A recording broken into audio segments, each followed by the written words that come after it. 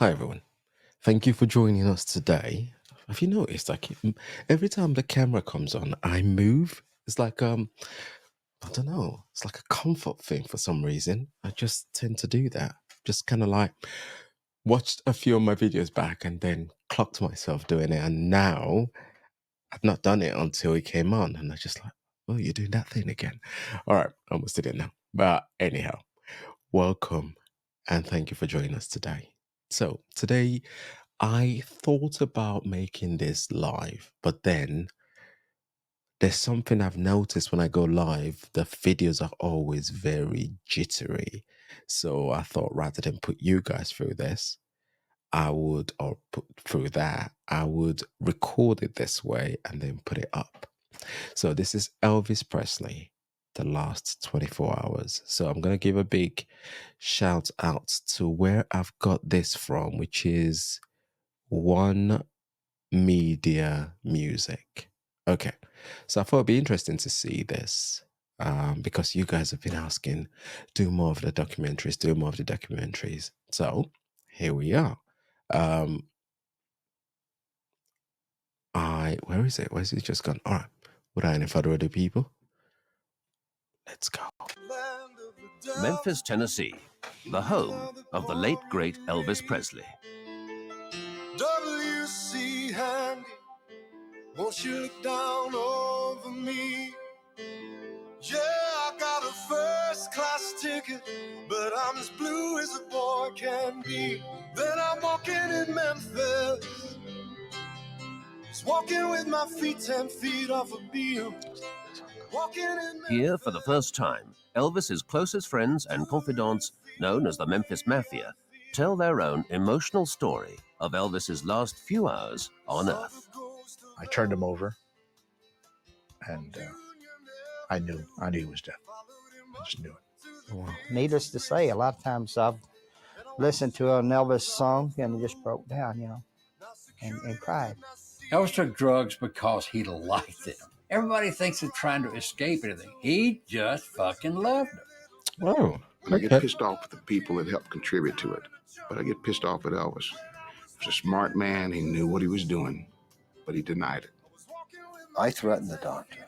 I said, if I ever see... Hold on a second. So, from one person that says he took it because he loved it, and then from the other person saying he's a smart man, he knew what he was doing, but there's a sense of denial. That's a conflicting account, isn't it? this man in this shape again, I will go all the way. Colonel Parker walks up to me. We stand toe to toe, and he stares coldly into my eyes. He says, the only thing that's important is that man is on stage tonight. Oh. Nothing else matters. Nothing. Oh, wow. Sun Studios in Memphis. It was here 50 years ago that rock and roll was born. And so began the legend that is Elvis Presley. In the course of a glorious career, Elvis would take the world by storm, starting in 1954 with his first hit, That's All Right Mama. I'm leaving town, baby. I'm leaving town for sure. Well, then you won't be bothered with me hanging around your door, but that's all right. That's all right, my mama, anyway. Elvis was a very, very shy, retiring type individual. He didn't like to be around new people. He didn't trust them. He trusted us. We were a source of comfort. He could be what he wanted to be around us. He could be himself. If there was an Elvis himself, and it was around us, Elvis did not make friends easy. He just didn't like to do it. And with us, he didn't have to do it. And with us, we all could be what we wanted to be, and he could be the same. 3 p.m. Thursday, the 15th of August, 1977. Elvis is preparing for yet another back-breaking tour, the second tour of that year. Elvis's girlfriend, Ginger Alden, didn't want to go on tour with him. Ginger was just 21 and not prepared to bow to his every demand, something Elvis was used to. even during his doomed marriage to Priscilla. I'd be lost without your love. Over the years, his Memphis Mafia had supplied him with a string of compliant girls. If you've got wealth and looks, they're really going to come, and they're going to come fast and hard. And what you have to do is on a continual basis weed them out, because you got to weed the squirrels out from the lambs, and the squirrels cause you more trouble than a lamb ever caused you.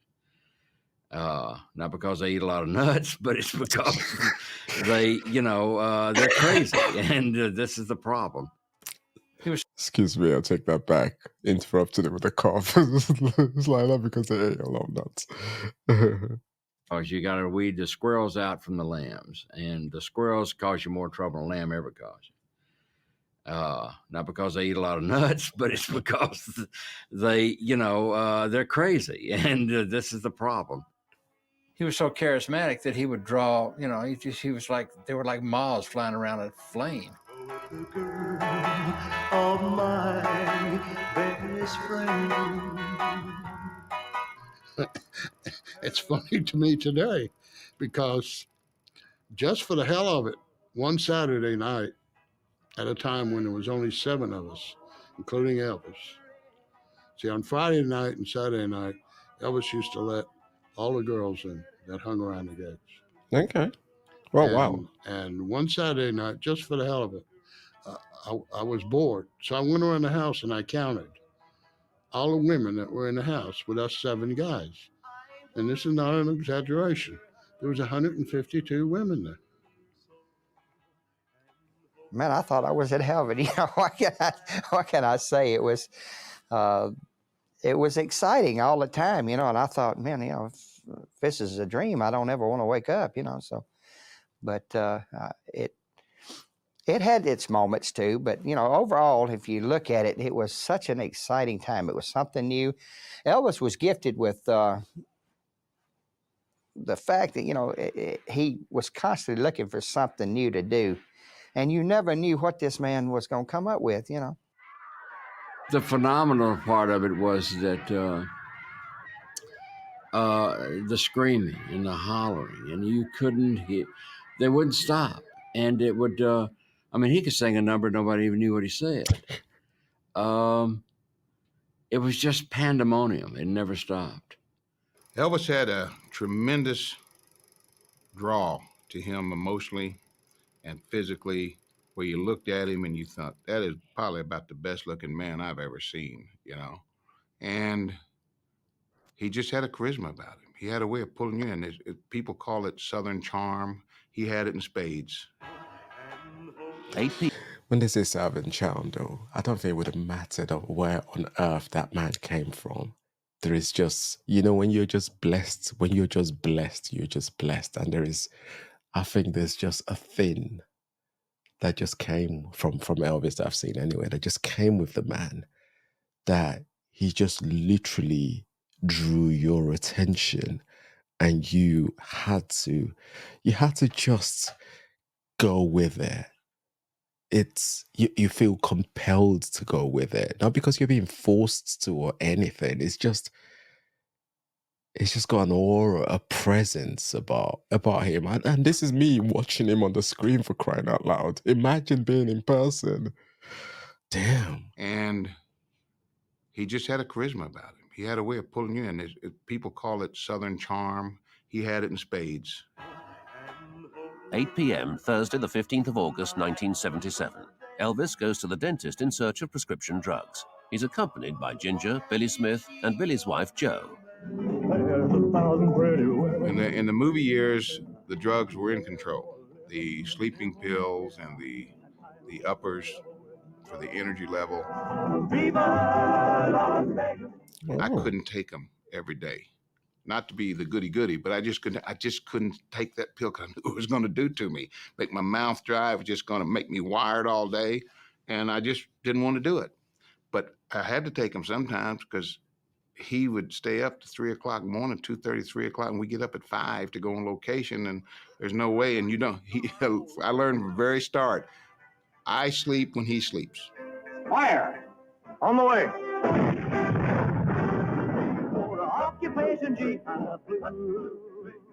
The guys around Elvis, we were just, we stayed wired up all the time. We didn't go to bed till 2:00 in the evening, and it was tiring after a while. And so we take a little speed to stay up the next day. And a lot of times we couldn't go to sleep because we were high, and we had to take a sleep till we go to sleep.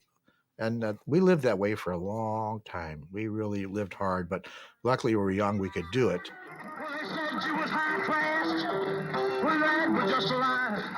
Amidst the fun and games, there were already warnings of what excessive drug use would bring. One time, I forget, we were going so hard that Elvis started getting a bloody nose. And we went to the doctor, and the doctor said, "You guys need to get some rest." His resistance was getting down, and he kept getting a bloody nose, so we had to rest for a couple of days. Elvis did everything to excess. He had massive appetites for food, sex, drugs, and rock and roll. He Everything to excess. Damn.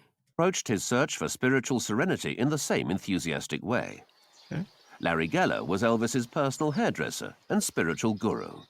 Elvis had a beautiful head of hair. I mean, the man had everything. He even had the hair.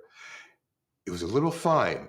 It lacked body, but he had a beautiful head of hair. And I remember I sprayed it, and I was molding it. And I said, "So what do you think, Elvis?" And he said, "Oh, great, great, great." And he swirled around in his chair. He looked and said, "But I want to ask you a question. My hair is great, but what's more important to me is this. What are you really into, Larry? What are you really all about?" It really threw me for a loss for a moment. I mean, here's a person who was totally straightforward. And I said, "Elvis, I mean, you know that I work with celebrities and I do their hair. This is what I do for a living. But what's more important to me than anything else is my search for truth, to find the purpose for living." I said, "Look, I know you're Elvis Presley. You're the biggest star in the world. I know this must sound corny to you." He said, wait a minute, Larry. Wait. That's not corny at all. You have no idea how I need to hear what you have to say about this. Please, man, just keep on talking." And I did. The Self-Realization Park, which is close to the ocean in Southern California in the Pacific Palisades, was a place that Elvis loved to visit. And the monks that lived there became friends with Elvis. And Elvis would love to just leave the world, walk around the park, enjoy the serenity. And people left him alone. They recognized him because a lot of people do go there. It's a very special place. Nobody. That's what I was thinking when you said spirituality, and when you said the self-realization park, and I'm like, okay, that's not Christianity, if I remember correctly. Now that is a different form of religion that he was exploring then. Okay. Enjoy the serenity, and people left him alone. They recognized him because a lot of people do go there. It's a very special place, and nobody bothers anyone. Elvis would go into the chapel and he would meditate. We would go in the back and speak with some of the monks. They would reveal and explain certain experiences that they would have. We'd walk around the lake. Elvis loved the park. He said, "Look, how come I haven't an experience? I want to feel God." I said, "Well, Elvis, look, it doesn't happen like that. When you want something, you want it now and you expect it. You have to be patient and you have to surrender your ego." In his latter years, Elvis embarked on a punishing touring schedule, organized by his manager, Colonel Tom Parker. He didn't like the idea of doing, 2 shows a night, sometimes 3, 7 days a week, and it bothered him. And it festered and festered and festered. It's like when I called him from LA when we were going to do that last tour. I said, "You just need to shut it down." I said, "Fuck the tour." I said, "Cut it off. Let's just, let's just cancel this tour out." And he said, "Lamar, I've got a payroll." Which, when you say that, you go, well, he's right. But at the same time, I told him, I said, "Listen," I said, "you got 2 or 3 guys around here that'll go to Hawaii with you. And I said, we'll hang out and you just, and you can get yourself back together again. He said, let's talk about that after his tour's over. It sounds like a good idea. He didn't make it. With his records no longer selling, Elvis's only income came from these tours. And being 40 plus, he no longer had a huge following. He was teetering on the brink of financial meltdown. Touring paid the bills for now, but 50% of the income went to Tom Parker. The Colonel, too, was facing bankruptcy. Colonel Parker probably was one of the most degenerate gamblers I've ever known in my life. That's what I was going to say. It sounds like he was taking advantage of him, doesn't it? It sounds like you could see that the man was struggling rather than trying to do what's in his best interest. It was more about what's in my best interest. He saw Elvis as a pay packet. That's what I'm getting. Colonel, too, was facing bankruptcy. Colonel Parker probably was one of the most degenerate gamblers I've ever known in my life. In Nevada, they used to say his money's not worth anything. He played roulette and would put chips on every number. He would play craps and bet the horn, the center. One night I was up about, I think I was up $50,000, $60,000. Remember, I was running the crap table crazy, and he came up and took my money and put it on Don't Pass. No, on Pass. Yeah. No, Don't Pass. You threw a 7. And I threw a 7 and lost it all. One pop. And I wanted to throw up, but I couldn't. And I said, Jesus God, I said, I've worked my butt off here. I said, he said, how much did you start off with? I said, I started off with $2,000. So he counted out $2,000 and gave it to me. He said, "Now you No. But I mean, he was right. I was even. I was Colonel even. gambled in a way. I only lost $2,000. We all have our little idiosyncrasies. That was and his. His was gambling, and I loved him to death. But he didn't play the game like you have to play it to win. I mean, he would go through with those on roulette, and he would drop 5 or 6 chips there, 2 on that one, 10 or 12 on this one, and that's whatever fell out of his hand. Yeah, that's what he do. And when he hit, he didn't really win because he had more bet than what it was. But he thought he did. Yeah. I mean, listen, one night in between shows, this was in '70, and we were at the crap table. And he called me and said, listen, he said, you got to stay with me here. And I said, well, I said, I've got to go upstairs early. He said, no, you stay here. He said, I'll get you up there on time. And I said, okay. So in a period of an hour and a half, he lost over $1.25 million.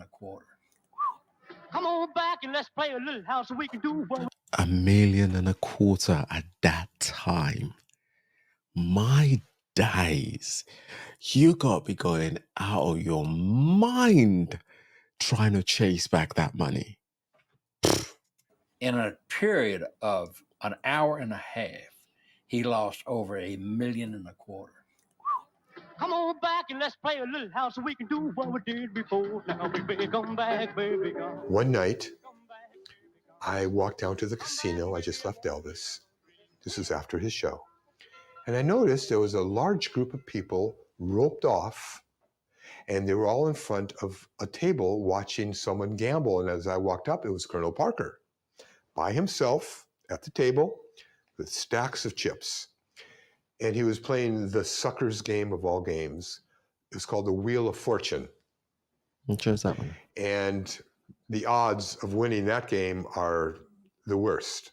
It's better if you play craps or blackjack. At any rate, he's at the table and he spots me in the crowd. Larry, he said, come on, come here. Sit next to me.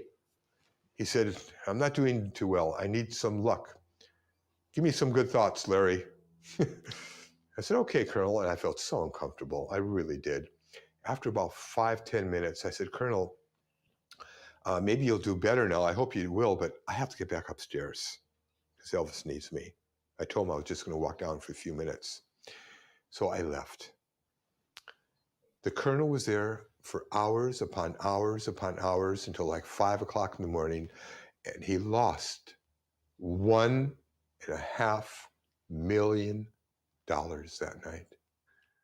As Elvis prepared for his last tour that would start in Portland, Maine on August the 17th, it was clear that he had no choice but to perform if he were to remain solvent. And for Tom Parker, it was essential that his gambling losses were covered. Elvis had turned into the Colonel's own cash cow. We were on tour. That's exactly what I was saying, isn't it? That's what I was saying in the sense of it wasn't about seeing Elvis as a person anymore. It was more about trying to protect whatever it is that his gambling was doing to him. And for somebody that was so addicted to gambling, there was no getting out of that. It was, I need to constantly feed this addiction. And Elvis was the Solvent. what's the word? Elvis was the pawn to feed that addiction. There's another word I was looking for, but that's the only word I could come up with. And for Tom Parker, it was essential that his gambling losses were covered. Elvis had turned into the Colonel's own cash cow. We were on tour in Louisville, Kentucky. And this was about 4 months before Elvis passed away. And Elvis, the night before, had a very difficult time. He felt he had a fever.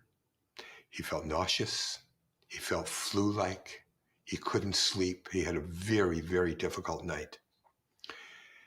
It was late afternoon, and Dr. Nick was Elvis's doctor, who traveled with us, was in the bedroom with Elvis. I was in the front room. The television was on, and there was a pounding on the door, which was very unusual because we owned that floor.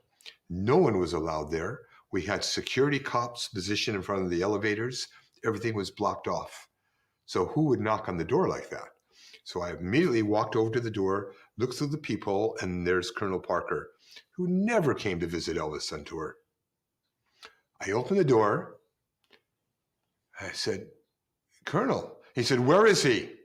I said, well, he's in the bedroom. Let me tell him you're here. He said, no, I'm going right in. So he, with his cane, he walked past me. He opened the door, and this is what I saw. Dr. Nick was holding Elvis's head. Elvis is in the bed, semi-conscious, almost comatose. And he was moaning. He was in such bad shape. And Dr. Nick was dunking Elvis's head into a bucket of ice water to revive him. The door closed. And I thought immediately, okay, this is good. This is good. Now the old man, Parker, is going to see what's going on here. He's going to see how bad shape Elvis is in. And he's going to do something about it. I mean, he can't allow this to go on. It's inhuman. 90 seconds later, the door opened up. Colonel Parker walks up to me and and I get up. We stand toe to toe, and he stares coldly into my eyes. He says, now you listen to me. The only thing that's important is that man is on stage tonight. Nothing else matters. Nothing. After seeing him in that condition, you still felt that it was okay to put him through that. After seeing him in that condition, how little have you got to think of a human life to literally look past that and go, you're working tonight? It's you got to really not value life, isn't it? And for somebody, I'm assuming they've been working together for a long time, you never visited, but only to say you're working. It sounds like there was no real connection or relationship there, was there? Thing that's important is that man is on stage tonight. Nothing else matters. Nothing.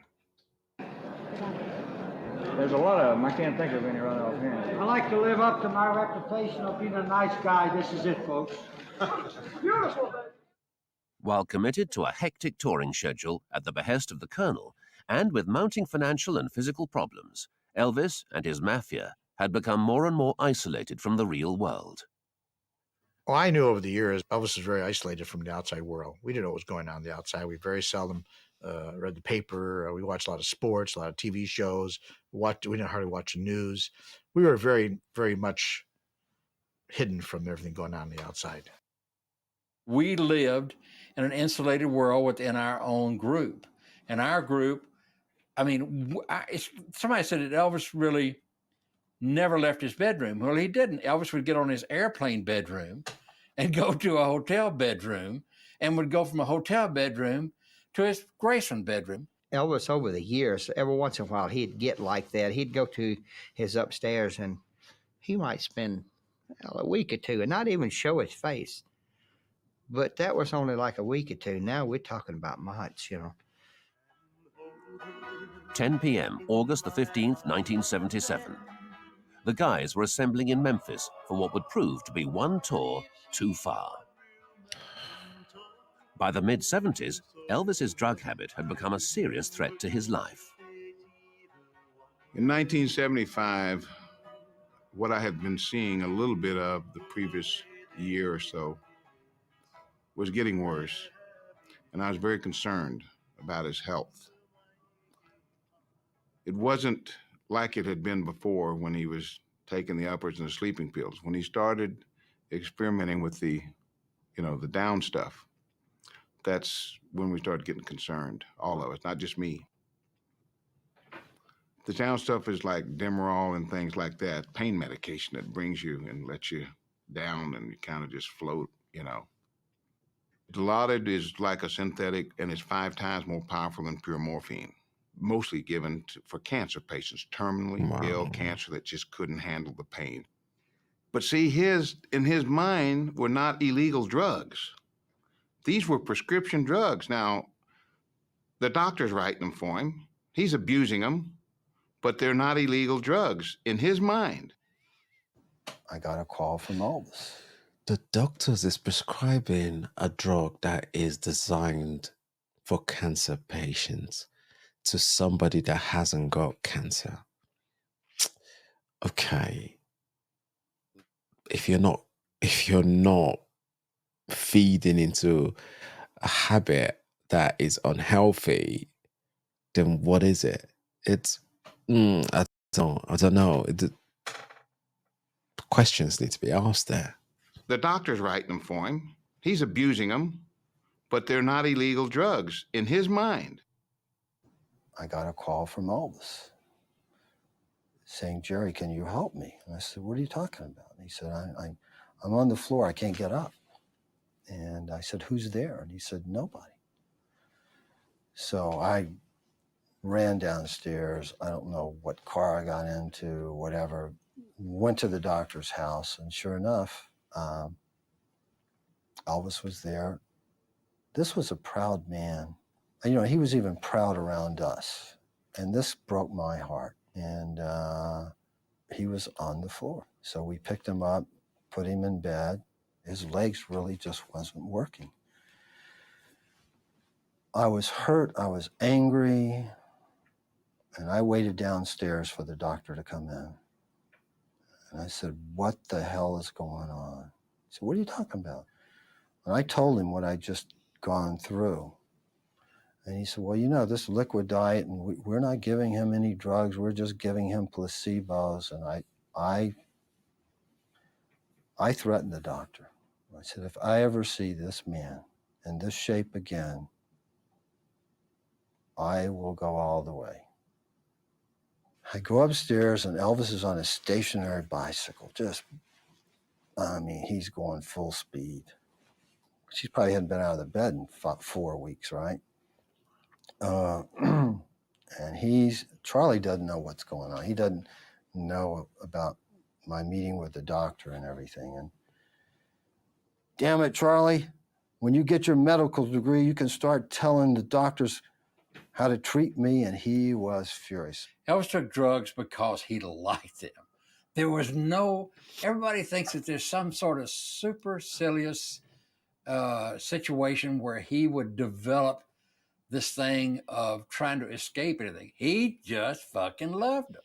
He loved drugs. I mean, I'm talking when he would sit and say, And I'd sit down and I said, Elvis, you don't need to take all this shit. He said, I need it. When a person has that mentality, there is no way you can stop them. They're going to do it. And that's the end of it. It's like I said, I need a drink. You say, no, you don't. I need it. You can't. You're done. Yeah, but that I don't know if I agree with that mentality though. When you say, "Oh, somebody's doing something because they like it," I don't know. Addicts do this stuff. They don't do it because they like it. They do it because they're addicted to doing that. Just like the guy that gambles. Oh, I'm not sure he loves losing millions of dollars every time he does. It's an addiction that needs to be cured. And sometimes people fall into that addiction because of something else. And this is where that contradiction comes in the sense that, oh, it's not because it's trying to escape anything.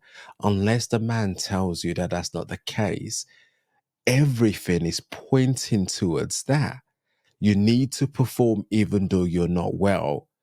That doesn't tell me like somebody that has any sort of like authority over if he can perform or not. No, he's been, for lack of a better word, been told, being made to do that. So his music is not selling as much. The only way he can make money is through these tours. And God knows what the manager is saying at that time to say, oh, if you don't perform, then I'm not going to do this or I'm not going to do that. You don't know if that's what he's not, if he's actually saying any of that. I don't know if I agree with that. There is no way you can stop them. And also in terms of not being able to stop them, I get that bit, but it's about continually being there though, isn't it? And continually putting in that work. They're going to do it. And that's the end of it. It's like I said, I need a drink. You say, no, you don't. I need it. You can't. You're done. None of the guys were in any doubt. The drugs and ensuing health problems had changed Elvis both mentally and physically. Elvis had not been in good health for some time, and many of his physical problems were caused by his diet. Elvis had eaten typical Southern cooking all his life, mostly fried and deep-fried and refried dishes, a diet certainly not conducive to good health. He would eat crisp bacon, sliced tomatoes, mashed potatoes and gravy, and sauerkraut, believe it or not, and mix it all together and eat it, and loved it. And Elvis would eat stuff till he got tired of it, and then he wouldn't eat anymore. So he got off of it. The last year of Elvis's life, he went back to eating mashed potatoes, sauerkraut, sliced bacon, sliced tomatoes. Bacon, sliced tomatoes, very crisp. What's a sauerkraut? Please help me out. I've got no idea what that is. And I said, you know what you're doing here? What do you mean? I said, you're back. It's why you used to eat in 57. He said, never thought about that. Elvis had a lot of physical problems that were really eating away at him. He had glaucoma. He had hypertension. Do you know that every night after his show, his blood pressure would shoot up to 180, 200 every night? And that's a tremendous strain on the heart. Elvis had a spastic, twisted colon. I can't tell you the problems that plagued him because of it. He also had his blood sugar that was a little too high. His body would start to get bruises on his leg. One night we were on tour, he tripped and fell down the stairs at the back of the stage, twisted his ankle. And he had a very difficult time after that, moving on stage. Midnight, August the 15th, 1977. Waiting for the tour to commence, the guys knew Elvis was unhealthy, but they still believed nothing could touch or hurt him. August 15, 1977, I flew in from Los Angeles getting ready to do a tour. That next day, we were supposed to leave for Portland, Maine. And we were sitting around the kitchen talking, and that was upstairs with Ginger Alden's girlfriend at the time. And Billy Smith was there and his wife, and they leave. We just ate dinner, a couple guys sitting around talking about tomorrow, what we got to do. I call upstairs and I say, Elvis, I'm here. Anything we need, anything I should know about, anything you need for tomorrow? And he was fine. Seemed very well. 3 or 4 o'clock. I don't remember exactly what time it was, but he called out at the house, and he said, would you and Joe come out and me, you, and Joe and Ginger go down to the racquetball? I said, sure. So we met there about somewhere around 4:30, I guess. And it was Joe and Ginger, and then Elvis and Ginger, and then me and Joe, and then me and Elvis. And then time it got to me and Elvis, well, it done got down to silliness. It was no longer a racquetball game. Though we were getting exercise, we were trying desperately to see who can nail the other one with the ball, And then he finally swung so hard he missed, and he hit himself on his shin. And that ended the game right there. He went complaining about it hurting. So I raised his pants leg up there, and I looked at it, and I said, it's not bleeding. I said, it can't be hurting. Then he got into a kind of a melancholy mood. He went to the piano, and he was playing different songs for Ginger and us. And then that lasted maybe 15, 20 minutes. Lost in his music, it was as if Elvis was 21 again. If near or far away, I'm always longing for the day, my darling, you are home to stay. I'd be lost without your love. And then we went back to Graceland. I went upstairs and I washed and dried his hair for him. And we talked in the bathroom. He even told me, he said, man, he said, I'm going to try to make this. Excuse me. Hair for him. And we talked in the bathroom. He even told me, he said, man, he said, I'm going to try to make this the best tour ever, And he said, I'm going to try to go to sleep. I said, okay. I said, you need me, I'll be at the house, And I assumed he was going to bed. His mood swings were more frequent. Elvis Presley was always an upbeat person. He really was. And I guess that's one of the things more that made you, like to be a part of that, because he was. And then to see him have these mood swings, more frequent, and it was scary, it really was. And I didn't like it. To be honest with you, I just didn't like it at all. I would say that Elvis started slipping after he accomplished that feat of the 1.5 billion people watching him live from around the world on that satellite show. From that point on, I would say it just a slowly slide. No up and down, just slowly slide. I tried not to let his moods a lot of times affect my moods. If I did, we were both in the pits of hell at that time, literally. And so therefore, when I thought he was down, I was going to try to be up. And when he was up, I was automatically up. I mean, I was in tune to him. But it was difficult. It was hard, and you want to just say, God, man, come on. It's not too late, Get a grip in your life, and get away from the drugs, Don't use them. You don't have to. Isn't it interesting when people from the outside say that? And that's what I was thinking about when he was saying that was, if you were feeling affected by the way he's feeling or by the way he's presenting, now imagine being the person that's having to live with that, as in within you, which is what this was his life. This is him constantly looking for a way to escape whatever it is that he's feeling at that point in time. Now, just picture that for a moment. My days. And then it's the thing, isn't it? Like, oh, get a grip. Get a grip from what? Is that easy that everybody don't do it?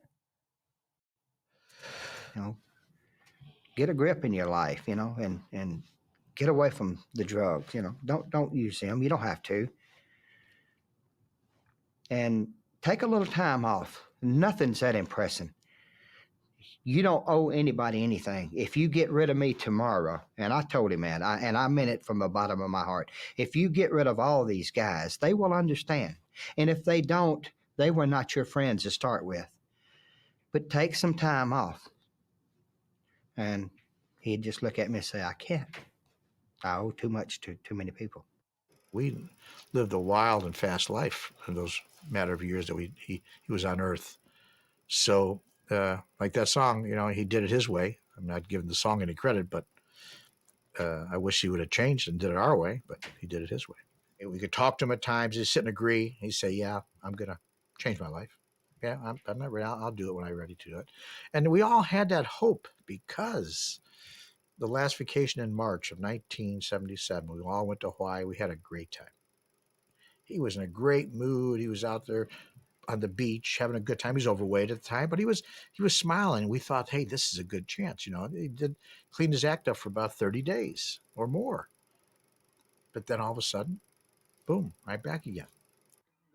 At Graceland, Elvis now faced the grind and rigors of yet more performances, with the backup of his friends.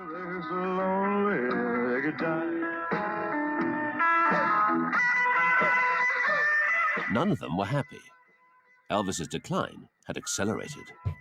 When I used to see him on stage performing in the manner that he started performing there at the end, where he wanted to do the best show he could, but with what he was, Nothing left. But where he was at, he was really burning, and the light was getting dimmer. I must say, this is painful for me, that when Elvis came on stage, he gave such a the guy, whoever has not seen Elvis live has missed the greatest entertainer of the 20th century, the greatest star of the 20th century. But when I saw him, my heart sank because I knew that something was wrong. I could see it in his eyes. I saw it in his face. I said, he can't last like this another 5 years. We were all very frustrated. But we all could do. Only thing we could do is that we can't. He's 42 years old. You can't force this man to do anything. You know, people say, "Why didn't you guys have him committed?" How could I have him committed? He's 42 years old. I can't have him committed. His father couldn't have him committed. You know, you can't prove he's crazy. Your hands are tied. Your hands are tied. I didn't lay back in the later years. That last year and a half, I didn't lay back. I said what I wanted to say.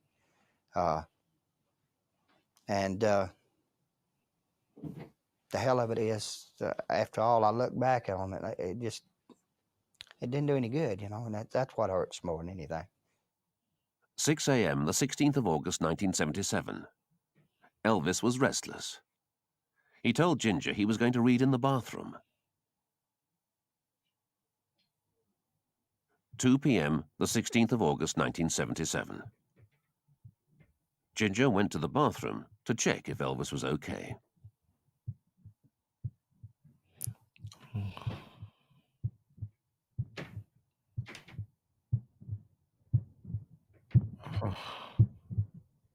Got up the next day, came to the house about 12 noon.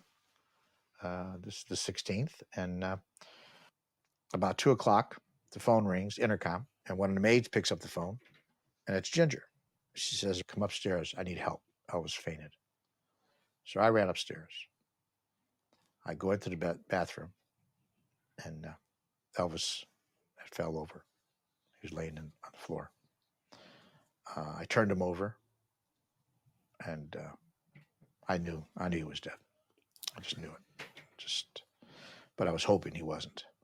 I picked up the phone, called the operator. They didn't have 911 at that time, and said, "We need an ambulance here at Elvis Presley's house." And I didn't tell him who it was.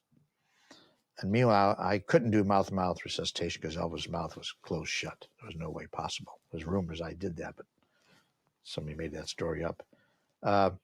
I was trying to massage his heart as well as I could, and it just seemed forever. People were all coming up there, and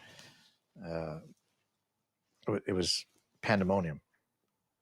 The ambulance finally showed up, and it seemed forever, and I found out later it was like 20 minutes before they got there. We got him into the ambulance.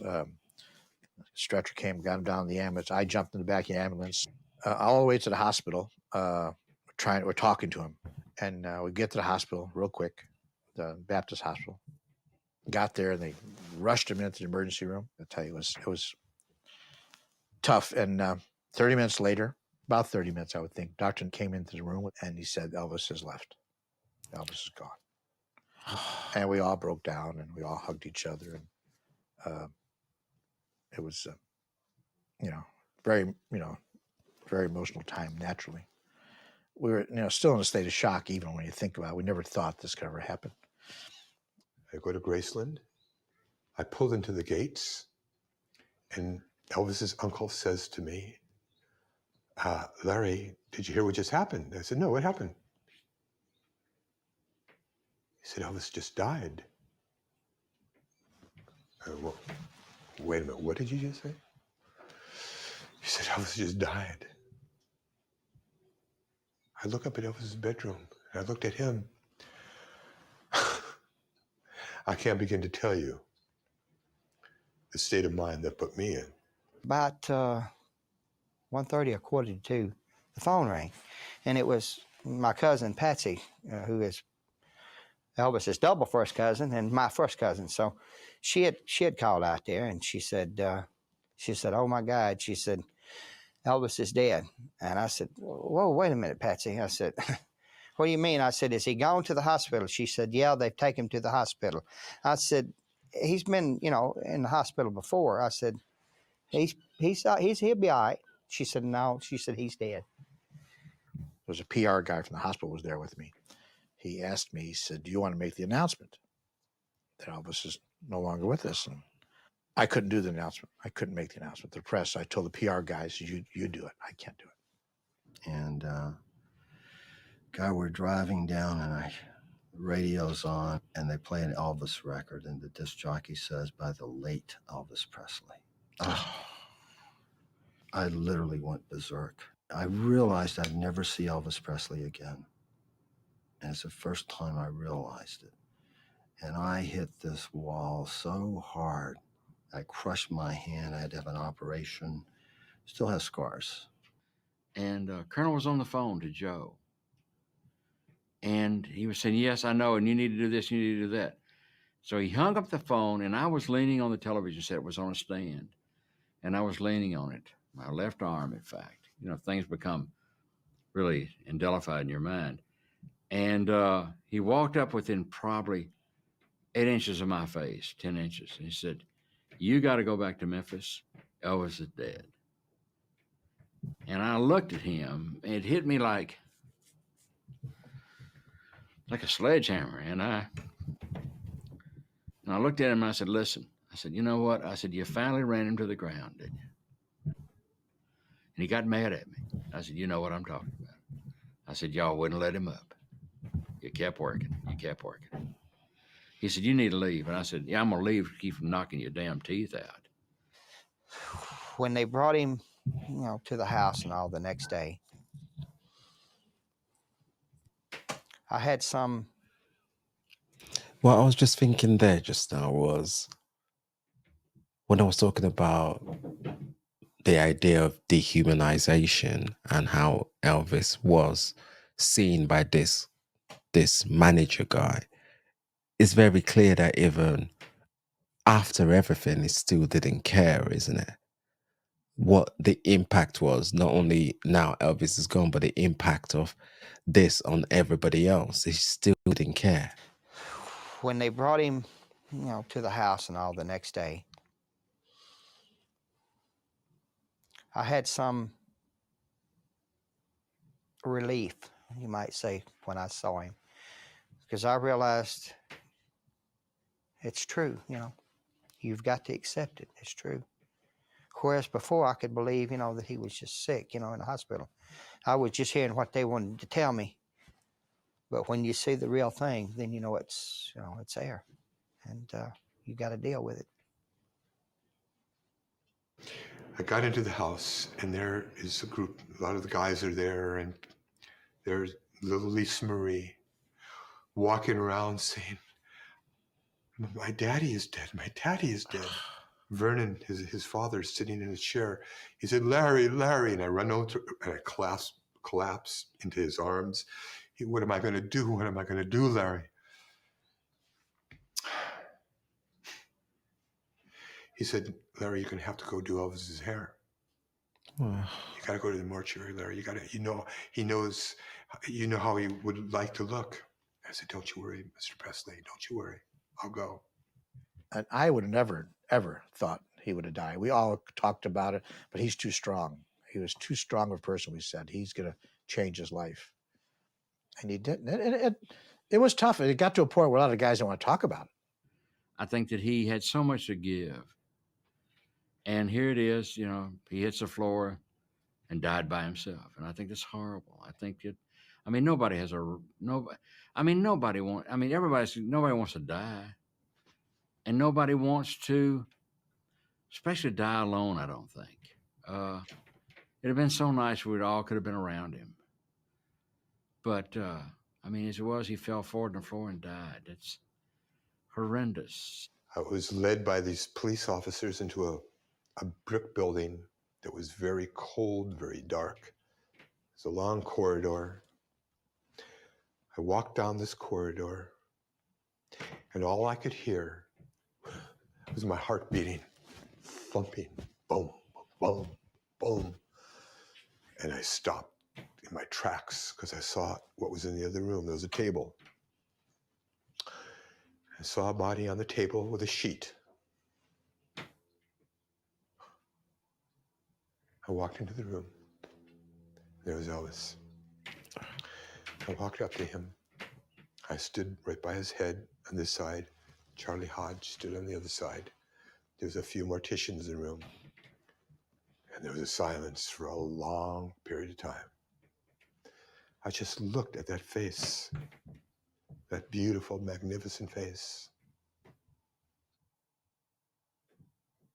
Now I had to do his hair. And the next shock kicked in. We were off tour for 6 weeks. We had a hiatus period. There was a regrowth, half an inch, so all white hair. I didn't bring my dyes with me. I'm thinking, oh my God, what am I going to do now? There was a lady there, and I said, do you have your mascara with you? And she did. It was a little black, thank God, mascara, with a little teeny brush. So I smeared it all around, blended it into his black hair that we dyed black, and it worked. It took me a good 45 minutes to an hour just to prepare his hair, because first of all, Elvis was lying horizontally. His life force left the body, so there was nothing there. So I had to work on it, which I did. At a certain point, the morticians who were applying makeup to his hands and his upper body like they do, they pulled the sheet down. And Charlie Hodge screamed. He said, what the hell are you, how could you do that in front of us? So the crisscross autopsy scars, they covered it back up. And over the years, the big story, Elvis might be alive. Oh, how I wish that was true. Was that an actual thing then, that people were going around saying that, like he might be alive and stuff? Is that a thing? Here's, the big story. Oh, excuse me. They covered it back up. And over the years, the big story, Elvis might be alive. Oh, how I wish that was true. I worked on his body. And I've worked on his body thousands of times. It was Elvis Presley. That's it. There's no doubt about it. And memories just started cascading down. Memories of the first night that I met Elvis, telling me how I must have been plucked out of the millions and millions of lives to be Elvis. There has to be a reason. And things of the last 13, 14 years. It was so unbelievable, so surrealistic. At a certain point, I thought, no, wait a minute, this isn't real. He's sleeping. He's going to open his eyes. He's going to imitate Chief Inspector Clouseau from the Peter Sellers Pink Panther movies. Elvis knew all the lines. He was going to wake up and sit up and say, hey, what the hell's going on here? Let's get back to Graceland. No. I understood exactly what was happening. I understood this is the corpse of Elvis Presley, and his life force, his soul is not in that body anymore. Vernon Presley, Joe Esposito, and a few of the guys, Jerry Schilling and a few others, we walked up to see Elvis for the very last time, because now he's going to be interned. Someone took his TCB ring off, and the lid of the coffin is coming down. And I'll tell you right now, purposefully, consciously, right before the lid came down, I put my hand in. I put my hand right on his forehead and said goodbye. And I wanted to be the last person to touch him. The lid came down, and I was. The funeral, during the funeral, some weird things happened, you know. We got ready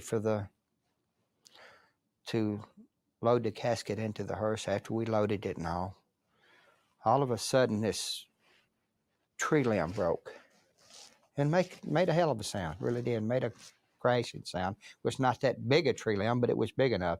And to look at it, it looked green. It didn't look like it was rotted and fell. It looked,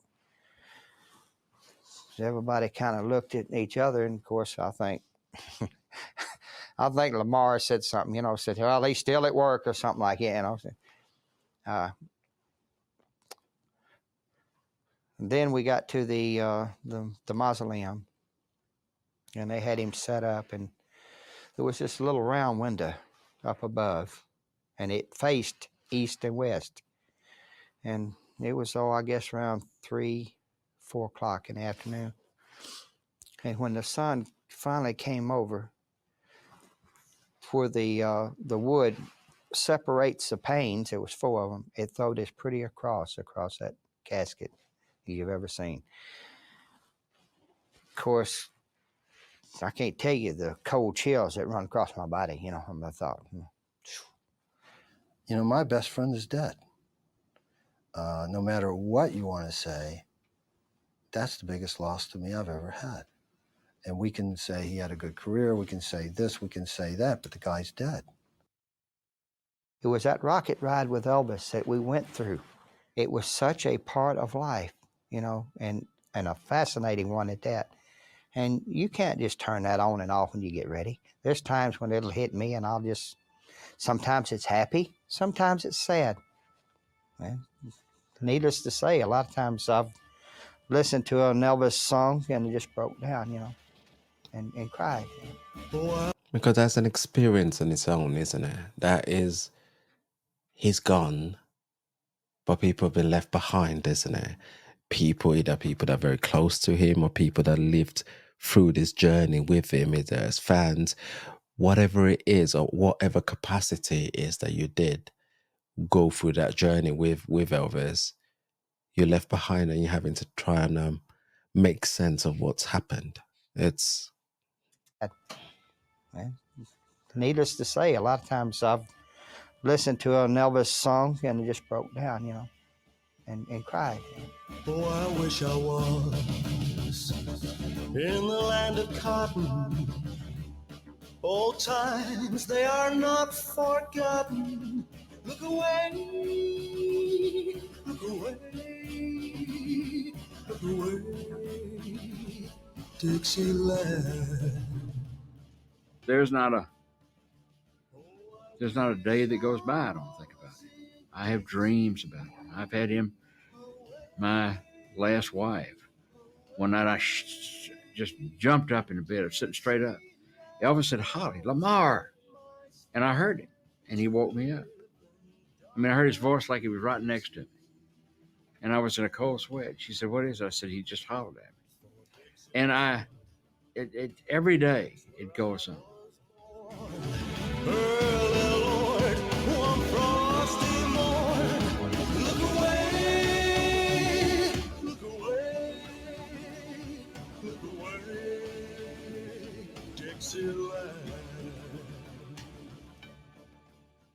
Still get very pissed off about it. You know, it took a while. I didn't get pissed off right away. I was too hurt, too confused, too frustrated over not being able to do anything to stop it. And I get pissed off with the people that helped contribute to it. But I get pissed off with Elvis. He was a smart man. He knew what he was doing, but he denied it. Maybe he really couldn't see any way out of changing.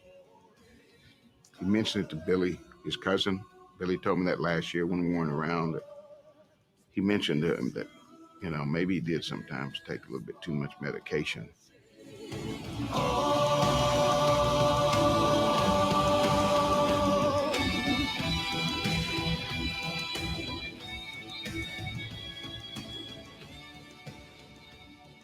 I was angry about his death. Elvis, I thought he had no right to die.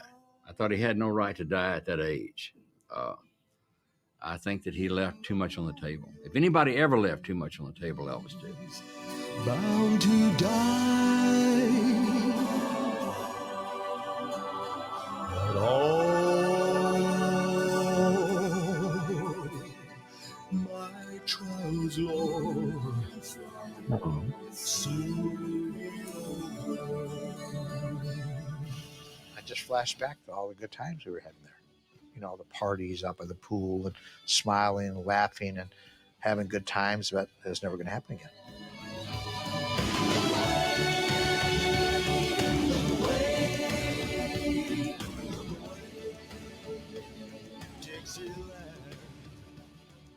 I spent about 20 years trying to make up for it after Elvis died, make up for all the things that I didn't do with my family when I was taking those pills and when I was with Elvis.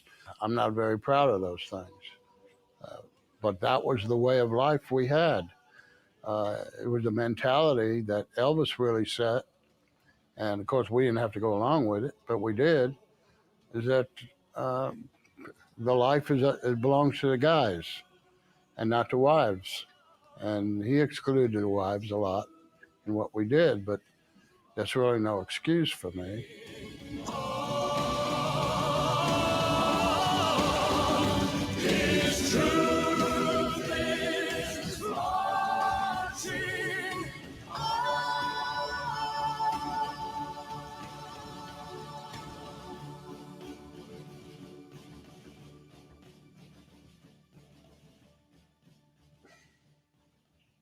The impact upon my life has been so profound.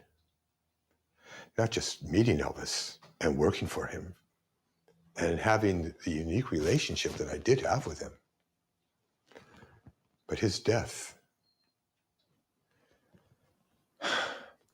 You know, the day he died, and then I went to the mortuary to do his hair, I thought to myself then and there, I'll never be the same again.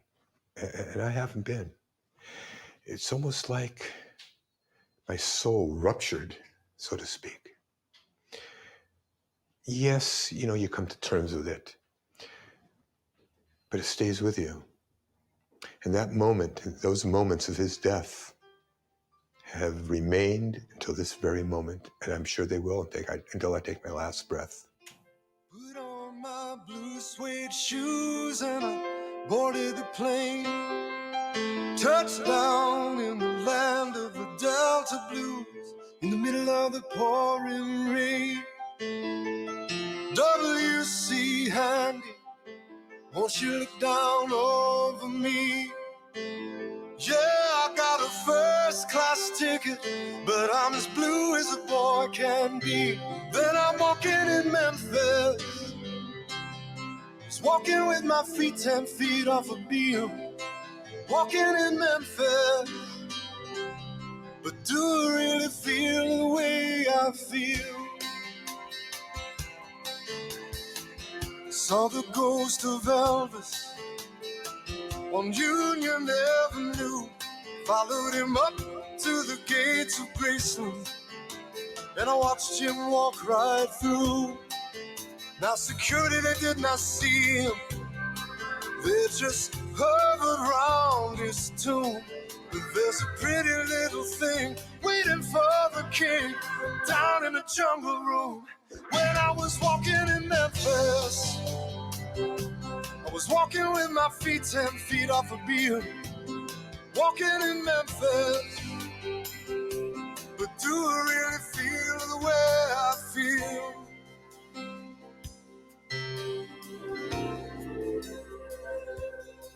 They've got catfish on the table.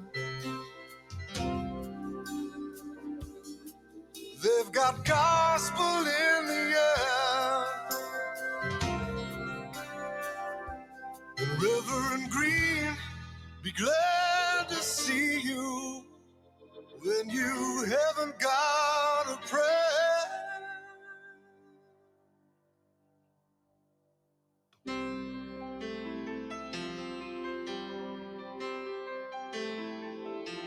Put on my blue suede shoes and I boarded the plane.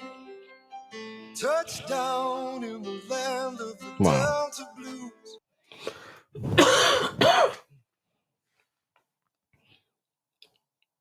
Wow. This is interesting. I can see why people's been going on about watching more documentaries about Elvis. I can get that now. I think what I was thinking about there was in everything that people were saying, which a lot of emotions, a lot of pain, but also what I heard a lot of in there was a lot of blaming the victim. That's what I also heard. I don't know if people kind of realize this sometimes when they're doing it, when they are, oh yeah, but he could have stopped using drugs at any time. He didn't have to. We've got to remember that this was a young man that got into an industry that had to battle a lot. Okay, this was a young man that grew up with nothing in a neighborhood that had nothing, and then went into an industry that was full of people that took advantage of artists. So he looked for his way. Absolutely incredible in terms. I don't think I've ever spoken about a person being as good looking as Elvis in terms of wow, my days. Wow, just seeing the man is like my days, and then hear him sing, and then you get all of this recognition and people begin to flock around you, maybe like what you've never been used to, and you feel responsible for these people. And whilst people sometimes human where you're thinking, isn't it? Oh yeah, you could get rid of us. You don't have to. You don't have to do all of this stuff. If you don't pay us, we'll be fine. But this is a man. We got to remember that was that boy that had nothing and had to live with nothing, and now having people under him that relied on him again. That boy, of course he felt responsible. Of course he felt the need to want to make sure that he protected the people around them because that was what he wanted and needed as a child. And we were saying that he wasn't trying to escape anything. Being that person that's being worked like a donkey, because that's exactly what was happening there. That's what I could see anyway. Somebody that was that was being managed, but not being seen as a human being. And then in the end, you're like, oh yeah, you get addicted to all of this other stuff, or you could have just come out of it. The amount of work it takes to get rid of an addiction. And we're just saying that the victim just needs to just get up and just stops using all of this stuff. What I saw was a coping mechanism, a way of continuing to live the life that people thought he lived, which was happy all the time, smiling all the time, radiating of all of this glory. And when he goes out there, it can't possibly have anything wrong with him, because this image is built, this character, and he has to live up to it because that's what is expected of him. You can't possibly think Elvis was human, can you? Which is, it's very clear when the people that are close to him couldn't even see that. They're like, we thought he could never die. And that brings me to the part of the fact that we are humans and we all have expiry dates. So I think somebody said about it being like each person, as soon as they're born, they're given a set amount of chips. And you just keep catching it in and catching it in and catching it in. Before you know it, you've run out of chips. And I think that's what it is.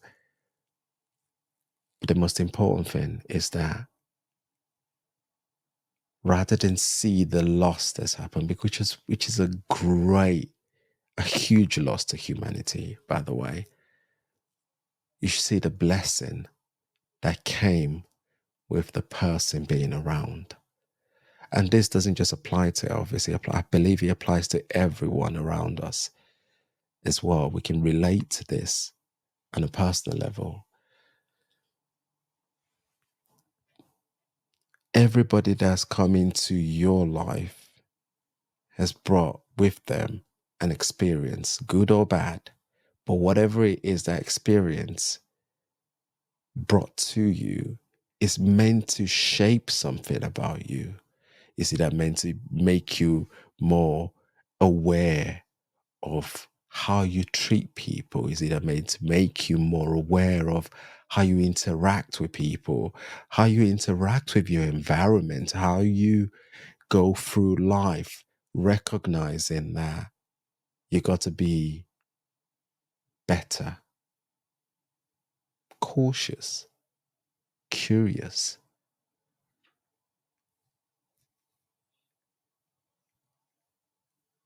patient, and also making sure that you're leaving a mark, because we've all got one.